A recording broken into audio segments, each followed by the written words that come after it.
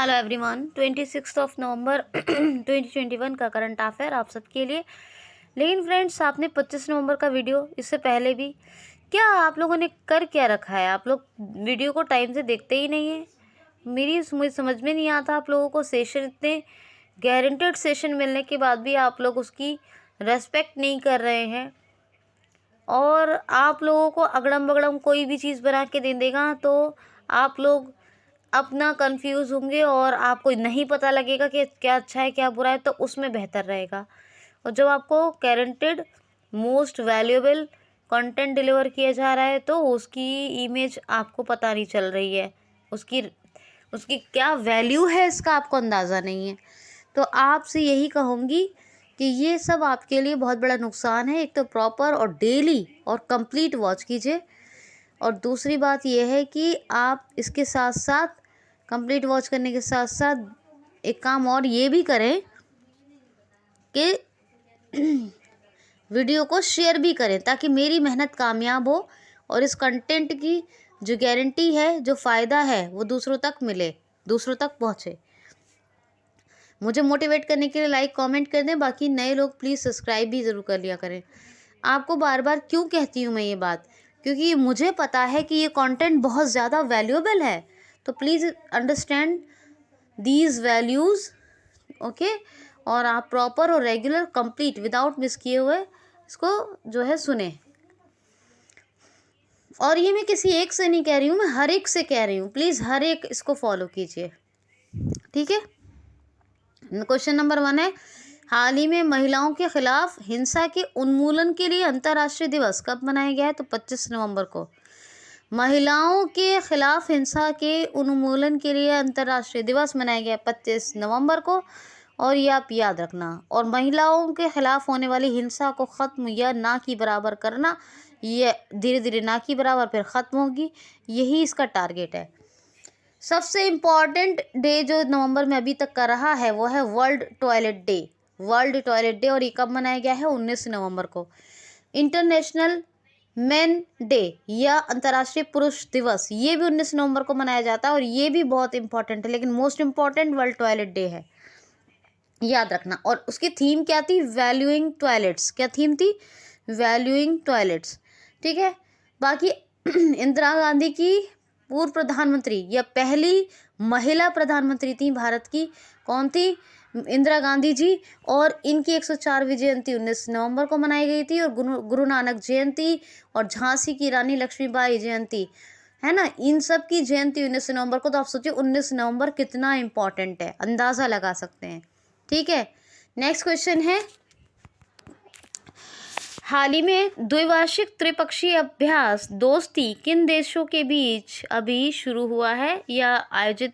इसका द्विवार्षिक त्रिपक्षीय अभ्यास दोस्ती का आयोजन किन देशों के बीच होगा? तो मालदीव, श्रीलंका और अपने देश भारत के बीच ये दोस्ती नाम की एक एक्सरसाइज होगी, और ये त्रिपक्षीय है और द्विवार्षिक है, याद रखना। तो श्रीलंका, मालदीव और अपना देश भारत। अब श्रीलंका है तो श्रीलंका श्री जयवर्धनेपुरम कोट्टे, ये तो इसकी क्या है? कैपिटल है, कॉमर्शियल कैपिटल है, सॉरी एडमिनिस्ट्रेटिव कैपिटल है। श्री जयवर्धनेपुरम कोट्टी एडमिनिस्ट्रेटिव है, और कॉमर्शियल कैपिटल है कोलंबो। कौन सी है? कॉमर्शियल, कोलंबो। और महिंद्रा राजपक्षे जो है वो प्रधानमंत्री, और गोटाबया राजपक्षे ये राष्ट्रपति हैं श्रीलंका के। और इत्तेफाक ये है कि दोनों सगे भाई हैं। और श्रीलंकन रुपया एक करेंसी है, और इंडिया और श्रीलंका के बीच जो डिवाइडिंग है वो है पाक स्ट्रेट, पाक जलडमरू मंडल, याद रखना, पाक की खाड़ी, पाक अधिकृत। नेक्स्ट क्वेश्चन है, हाल ही में अभी डार्ट मिशन किसने लॉन्च किया है? हाल ही में भी डार्ट मिशन किसने लॉन्च किया है? तो डार्ट की फुल फॉर्म सुन लीजिए पहले। तो डार्ट की फुल फॉर्म है जी, क्या है? Double asteroid redirect test. क्या है? Double asteroid redirect test. क्या है? Double asteroid redirect test, double asteroid redirect test. और ये double asteroid redirect test DART mission ये किसने शुरू किया है? तो नासा ने। किसने? नासा ने ये शुरू किया है। ये जो क्षुद्र ग्रह हैं इनके इनकी स्टडीज़ और इनके बारे में जानने सबके लिए ये है। ये डबल एस्ट्रॉयड रीडायरेक्ट टेस्ट है। क्या है? डार्ट मिशन नासा ने शुरू किया है 1958 में इसका इस्टेब्लिशमेंट हुआ। इसकी फुल फॉर्म है national aeronautics space administration. Headquarter USA के वॉशिंगटन डीसी में है। वॉशिंगटन डीसी बोले तो वॉशिंगटन डिस्ट्रिक्ट ऑफ कोलंबिया। क्या है? Washington District of Columbia. Columbia से 1907 में ख़रीदा था यूएसए ने वॉशिंगटन डीसी को 1907 में। ठीक है, मतलब विलय कब हुआ? कोलंबिया से लेने के बाद। तो वॉशिंगटन डीसी में हेडक्वार्टर ऑफ नेल विल्सन। क्या है? नेल विल्सन इसके एडमिनिस्ट्रेटर हैं नासा के। नासा का मोटो क्या है?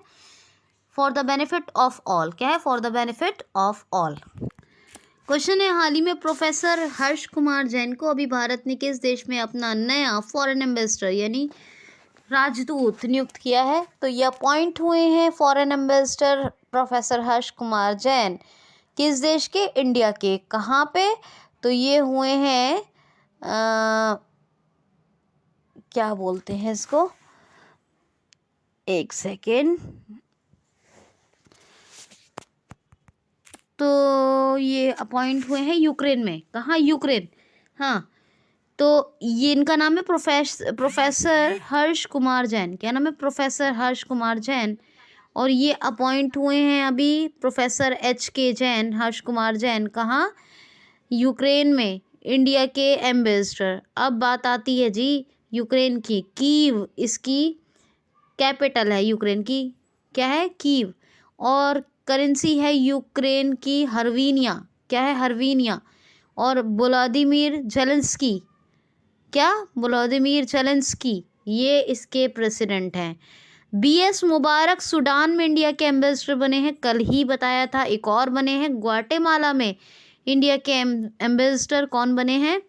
तो भारत के राजदूत अभी नियुक्त हुए हैं ग्वाटेमाला में भी। उनका नाम है मनोज कुमार महापात्रा। मनोज कुमार महापात्रा, MK महापात्रा। तो HK जैन कहाँ? प्रोफेसर HK जैन ये यूक्रेन में, BS मुबारक सूडान में, और MK महापात्रा ग्वाटेमाला में। ये अभी के हैं, रिसेंट के, 2-3 दिन के अंदर के। नेक्स्ट क्वेश्चन है, बच्चों के लिए देश की पहली वर्चुअल लैब किसने लॉन्च की है? बच्चों के लिए इंडियाज़ फर्स्ट वर्चुअल लैब किसने लॉन्च की है? तो ये अभी लॉन्च की है। क्या नाम है इनका? हाँ, इनका नाम है डॉक्टर जितेंद्र सिंह। ये अपने साइंस एंड टेक मिनिस्टर हैं, विज्ञान एवं प्रौद्योगिकी मंत्रालय देख रहे हैं, डॉक्टर जितेंद्र सिंह। और इन्होंने बच्चों के लिए देश की पहली वर्चुअल लैब शुरू की है जहां देश भर के साइंटिस्ट वर्चुअली जुड़े होंगे। तो आपको ये बातें याद रखनी है। क्वेश्चन है, हाल ही में भी आपदा प्रबंधन पर 5वीं विश्व कांग्रेस की मेज़बानी कौन करेगा? तो अपना देश भारत, और भारत में भी नई दिल्ली। डिज़ास्टर मैनेजमेंट पर 5th नंबर की वर्ल्ड कांग्रेस का आयोजन हो रहा है। कांग्रेस का मतलब क्या एक और होता है, आपको कई तरह के मतलब पता है, और कई तरह कांग्रेस का वर्ड बहुत ही महत्वपूर्ण है। तो 5वें विश्व कांग्रेस का अभी जैसे समिट की तरह ही ले सकते हैं आप, है ना, अ नंबर ऑफ ग्रुप या पीपल ऑफ ग्रुप, है ना। तो बहुत तरह के वर्ड मीनिंग भी लिए जाते हैं कांग्रेस। तो एक तरह का एक समिट है 5वीं, जैसे विज्ञान कांग्रेस होती है ना, साइंस कांग्रेस। तो ये 5वीं डिज़ास्टर मैनेजमेंट पर यानी आपदा प्रबंधन पर 5वीं विश्व कांग्रेस का आयोजन करेगा, मतलब मेज़बानी करेगा। 5वीं विश्व कांग्रेस की मेज़बानी कौन करेगा? आपदा प्रबंधन पर नई दिल्ली। और इसका उद्घाटन किया है हमारे डिफेंस मिनिस्टर हैं राजनाथ सिंह। उन्होंने इसका उद्घाटन किया। और वर्ल्ड कांग्रेस है तो जाहिर सी बात है बाहर के लोग भी आएंगे, है ना। नेक्स्ट क्वेश्चन है, हाल ही में महमूदुल्लाह रियाज और महमूदुल्लाह रियाद दोनों नाम लिए जाते हैं। हाल ही में महमूदुल्लाह रियाज या फिर महमूदुल्लाह रियाद ने अभी क्रिकेट के सभी फॉर्मेट से संन्यास की घोषणा कर दी है। ये किस देश के हैं? तो जी हाँ, महमूदुल्लाह रियाज ने अभी क्रिकेट के सभी फॉर्मेट से रिटायरमेंट की घोषणा कर दी, अनाउंसमेंट कर दी है। और ये हैं बांग्लादेश के। किसके हैं? बांग्लादेश के हैं।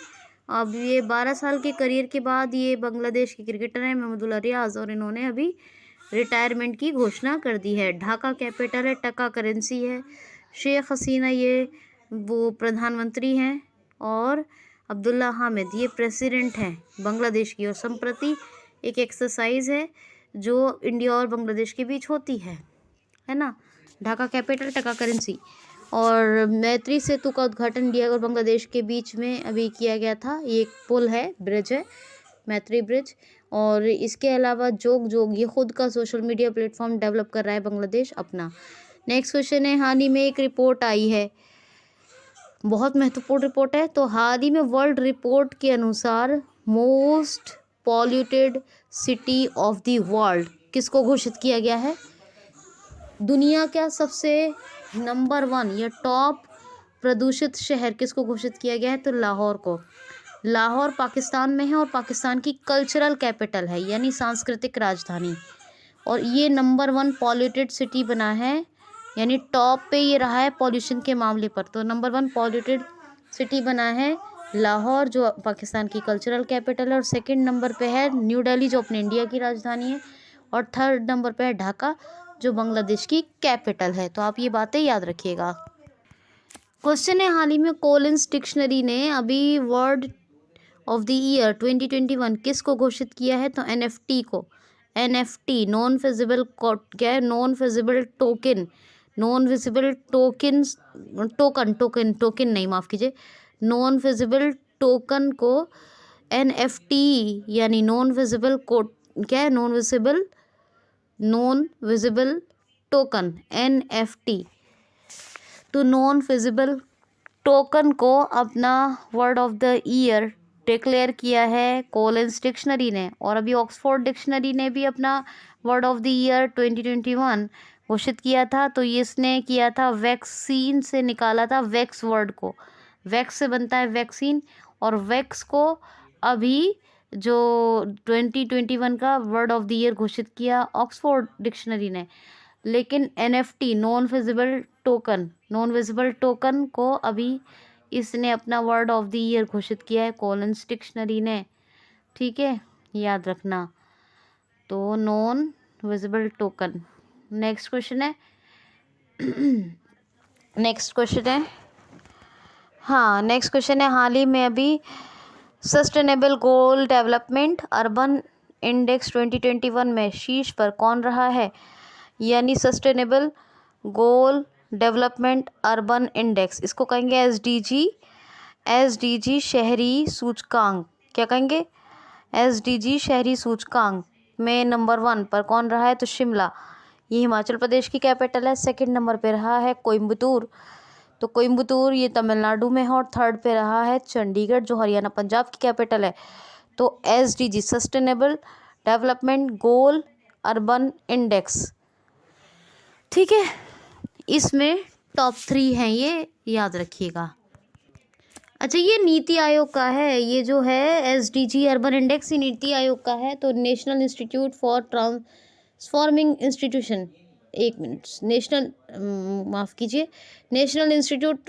National Institution for Transforming India, माफ़ करना मुझे बोलने में गलती हो गई। National Institution for Transforming India, NITI Aayog का है ये SDG अर्बन इंडेक्स।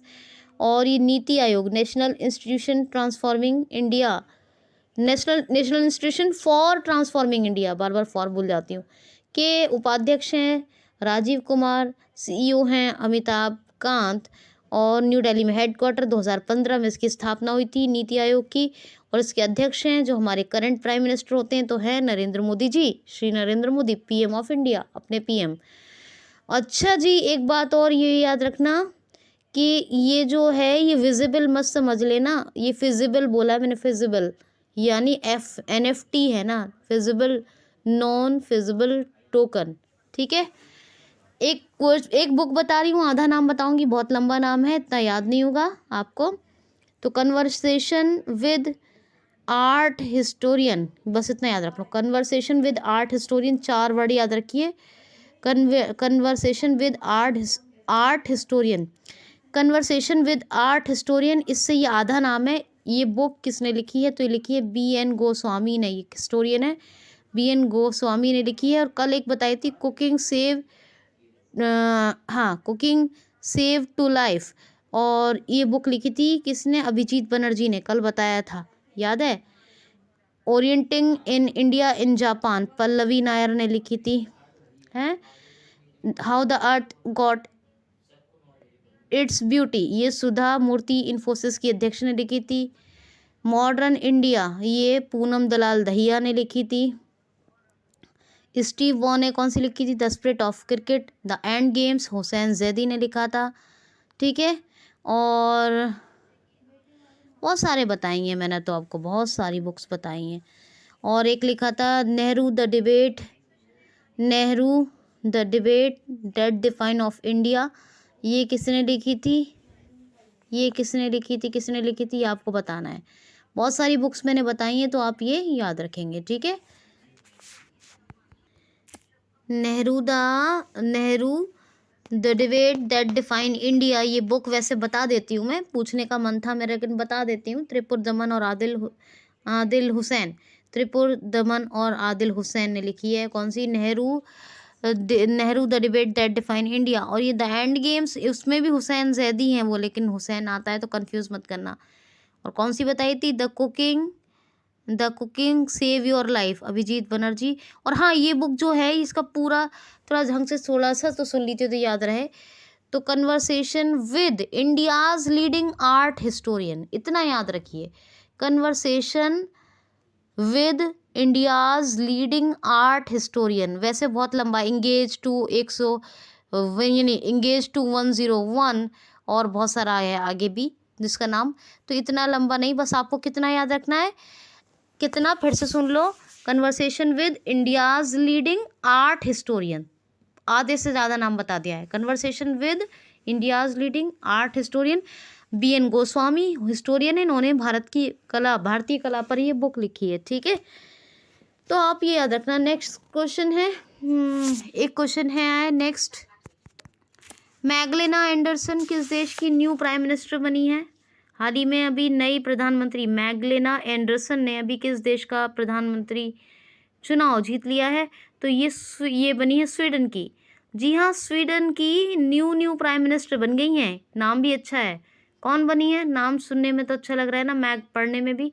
मैगलेना एंडरसन, ये न्यू प्राइम मिनिस्टर बनी है मैगलेना एंडरसन। मैगलेना एंडरसन किसकी प्राइम मिनिस्टर बनी है? तो स्वीडन की। कैपिटल क्या है स्वीडन की? स्टॉकहोम। क्या है? स्टॉकहोम स्वीडन की कैपिटल है। स्वीडिश क्रूना ये करेंसी है, कैपिटल तो स्टॉकहोम है, करेंसी क्या? स्वीडिश क्रूना। और न्यू प्राइम मिनिस्टर तो अब यही है, कौन? मैगलेना एंडरसन। क्वेश्चन है, हाल ही में किसने इंडिया को कोविड-19 वैक्सीन खरीदने के लिए, यानी कोविड-19 वैक्सीन प्रोक्योरमेंट के लिए, यह सिंपल भाषा में कहें, किसने भारत को कोरोना वायरस के टीके खरीदने के लिए 1.5 बिलियन US डॉलर की मंजूरी दी है? तो 1.5 बिलियन US डॉलर के लोन का एग्रीमेंट दिया है, ये एग्रीमेंट किया है एशियन डेवलपमेंट बैंक ने, यानी ADB लोन देगा, मंजूरी दे चुका है इंडिया को प्रिक्योरमेंट के लिए। किसकी प्रिक्योरमेंट? कोविड-19 वैक्सीन्स की, याद रखिएगा जी। ADB के मस्तसुगु ये इसके CEO हैं, MD एंड CEO, और मनीला फिलीपींस में हेडक्वार्टर है। 1966 इसका स्टैब्लिशमेंट ईयर है। नेक्स्ट क्वेश्चन है, चंडू वॉन का निधन हो गया, ये कौन थे? चंडू वॉन, ये 5th नंबर के former president of south Korea थे, 5वें नंबर के पूर्व राष्ट्रपति थे चंडू वॉन, ठीक है, याद रखना। और ये जो है साउथ कोरिया की कैपिटल क्या है? सियोल। और नॉर्थ कोरिया की क्या है? पैंगयोंग। करेंसी दोनों की, नॉर्थ कोरिया की भी नॉर्थ कोरियन वॉन है और साउथ कोरिया की साउथ कोरियन वॉन है। मून जे इन है इसके प्रेसिडेंट, किसके? साउथ कोरिया के, मून जे इन। और किम जॉन उन किसके हैं? वो नॉर्थ कोरिया के हैं। नॉर्थ कोरिया और साउथ कोरिया को डिवाइडिंग करने वाला जो चैनल है वो कौन सा है? तो 38 पैरेलल। कौन सा पैरेलल डिवाइड करता है? 38 पैरेलल। अच्छा, ये साउथ कोरिया में ये जो सैमसंग है ये साउथ कोरिया की ही कंपनी है, जो जिसके फ़ोन मुझे तो बहुत पर्सनली बता रही हूँ, मुझे पसंद नहीं आते। पर्सनली वैसे तो मैं यूज़ नहीं करती हूँ और ना मैंने किया है, लेकिन फिर भी मैंने ज़्यादातर देखा है, जो लेकिन सैमसंग के फ़ोन उतने अच्छे नहीं होते। मतलब पर्सनल चॉइस है ये किसी कोई ऑफ इंडिविजुअल की बात कर रही हूँ मैं, कोई पर्सनल बात कर रही हूँ, ये इसको पब्लिकली ऑफ़िशियल मत लें आप, है ना? उतने पसंद नहीं आते। हाँ, नोकिया नोकिया जो कंपनी है, क्या बोलते हैं उसको? कौन-सी कंपनी? नोकिया ही है ना वो? हाँ, नोकिया नोकिया फ़िनलैंड की है, लेकिन उसका भी हेडक्वार्टर साउथ कोरिया में ही है, याद रखिएगा। ठीक है? तो ये बात है। क्वेश्चन है, हाल ही में अभी किस देश के मौसम ब्यूरो या मौसम विभाग ने एक नया मौसम लार नीना शुरू होने की घोषणा की है? तो ये ऑस्ट्रेलिया का मौसम ब्यूरो है। किसका? ऑस्ट्रेलिया का मौसम ब्यूरो। इसने लार नीना नाम के एक मौसम के शुरू होने की घोषणा की है। इससे क्या होगा, जो नॉर्थ ईस्टर्न रीजन है यानी ऑस्ट्रेलिया का जो उत्तर पूर्वी एरिया है, उसमें जनरल से ज़्यादा बारिश होगी, यानी जनरली जो रेनिंग होती है उससे ज़्यादा बारिश होगी इस ऑस्ट्रेलिया के उत्तर पूर्वी इलाके में। यही होगा ला नीना मौसम, और ये ऑस्ट्रेलिया के मौसम ब्यूरो ने घोषणा की है। कैनबरा कैपिटल है, स्कॉट मॉरिसन प्राइम मिनिस्टर हैं, ऑस्ट्रेलियन डॉलर करेंसी है, याद रखिएगा। दोस्तों, लाइक शेयर कमेंट और साथ ही नए लोग सब्सक्राइब ज़रूर करें। अपना ख्याल रखें, खुश रहें। Thanks for watching.